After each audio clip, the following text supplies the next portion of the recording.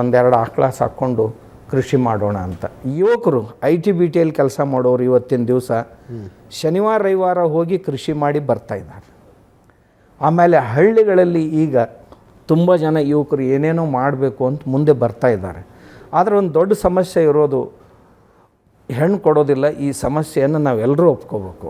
ಅದು ಅವ್ರಿಗೆ ಅಂತಿಲ್ಲ, ಶಹರದಲ್ಲಿಯೂ ಸಮಸ್ಯೆ ಇದೆ. ಯಾವ ಮನುಷ್ಯ ಶಹರದಲ್ಲಿಯೂ ಸಹಿತ ಇಲ್ಲಿ ಬೆಂಗಳೂರಲ್ಲಿ ತಾನು ಸ್ಲಮ್ನ ಏರಿಯಾದಲ್ಲಿ ಇರ್ತಾನೆ, ತನ್ನ ಮಗಳಿಗೆ 2 BHK ಬೇಕು ಅಂತ ಕೇಳ್ತಾನೆ. ಯಾವನ ಹತ್ರ 2 BHK ಇದೆ ಅವನಿಗೆ ನನ್ನ ಮಗಳು ಕೊಡ್ತೀನಿ ಅಂತಾನೆ. ಇವನ ಆಯುಷ್ಯ ತುಂಬ ಇವನಿಗೊಂದು ಸ್ಲಮ್ ಕನ್ವರ್ಟ್ ಮಾಡ್ಕೊಳ್ಳಿಕ್ಕಾಗಿಲ್ಲ. ಆದರೆ ಅವನ ಅಪೇಕ್ಷೆ ನನ್ನ ಮಗಳಿಗೆ 2 BHK ಇರಬೇಕು, ಆಮೇಲೆ 4 ವೀಲರ್ ಇರಬೇಕು, ಹಾಗೆ ಇರಬೇಕು, ಹೀಗೆ ಇರಬೇಕು. ಅಂದರೆ ನಾವು ಹಿರಿಯರಾದವರು ಸ್ವಲ್ಪ ಎಲ್ಲೋ ದಾರಿ ತಪ್ತಾ ಇದ್ದೀವೇನು ಅಂತ ಅಪೇಕ್ಷೆ ಪಡಬಾರ್ದು ಅಂತ ನನ್ನ ಅಭಿಪ್ರಾಯ ಅಲ್ಲ. ನಿಮಗೆ ಬಂದರೆ ಒಳ್ಳೆಯ ಸ್ಥಾನಗಳನ್ನು ಕೊಡ್ರಿ, ನೀವು ದೊಡ್ಡವರಾಗ್ರಿ. ಆದರೆ ಮತ್ತೊಬ್ಬರನ್ನು ಅಪಮಾನ ಮಾಡ್ತಾ ಇದ್ದೀವಿ ನಾವು. ಇದರಿಂದ ಸುಮಾರು ಜನರನ್ನು ಅಪಮಾನ ಮಾಡ್ತಾ ಇದ್ದೀವಿ ಅನ್ನೋದನ್ನು ನಾವು ಮನಸ್ಸಿನಲ್ಲಿ ಇಟ್ಕೋಬೇಕು.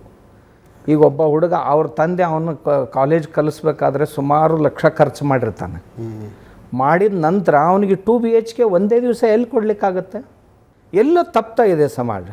ಆಮೇಲೆ ಇದಕ್ಕೆ ಕಾರಣರು ನಮ್ಮ ಕೃಷಿಕರು ಯುವಕರನ್ನು ಕೃಷಿಯ ಕಡೆಗೆ ಬಾರದಂತೆ ತುಂಬ ಜಾಗೃತಿ ವಹಿಸ್ತಾ ಇದ್ದಾರೆ. ಹೌದು, ಅಲ್ಲ ಮನೇಲಿ ಹೇಳಿ ಬೆಳೆಸ್ತಾರೆ, ಹೇಳಿ ಕಷ್ಟಪಟ್ಟು ನಾವು ಕೆಟ್ಟಿದ್ದೀವಿ ನೀವು ಕೆಡಬೇಡ. ಹೌದು, ಅಂದರೆ ಅವರಿಗೆ ಅವರ ಕಾಯಕದ ಬಗ್ಗೆ ಸ್ವಾಭಿಮಾನ ಇಲ್ಲ. ಅವರು ಅತ್ಯಂತ ಹೀನ ಭಾವನೆಯನ್ನು ತಾಳಿದ್ದಾರೆ. ಅದಕ್ಕೆ ನಾನು ಪ್ರತಿ ದಿವಸನೂ ನಮ್ಮ ರೈತರಿಗೆ ಈ ಹೀನ ಭಾವನೆಗಳನ್ನು ಬಿಟ್ಕೊಡ್ರಿ. ಕರೆಕ್ಟ್. ಎಲ್ರಿಗೂ ನಾವು ಊಟ ಮಾಡಿಸೋರು ಯಾರೇ ಇರಲಿ, ನಾನಿರದೇ ಇದ್ದರೆ ಇವ್ರು ಯಾರೂ ಬದುಕ್ತಾ ಇರಲಿಲ್ಲ ಅಂತ ನೀವು ಸ್ವಾಭಿಮಾನದಿಂದ ಹೇಳ್ರಿ. ನಿಮ್ಮ ಮಗ ಒಬ್ಬ ಕೃಷಿಕ ಆಗಿದ್ದರೆ ಉಳಿದ ಮಕ್ಕಳಿಗಿಂತಲೂ ಚೆನ್ನಾಗಿ ಅವನು ಪರಿಚಯ ಮಾಡಿಕೊಡ್ರಿ.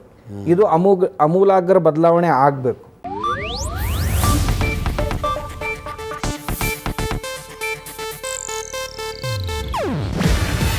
ಇದು ಏಷ್ಯಾನೆಟ್ ನ್ಯೂಸ್ ನೆಟ್ವರ್ಕ್ ಪ್ರಸ್ತುತಿ.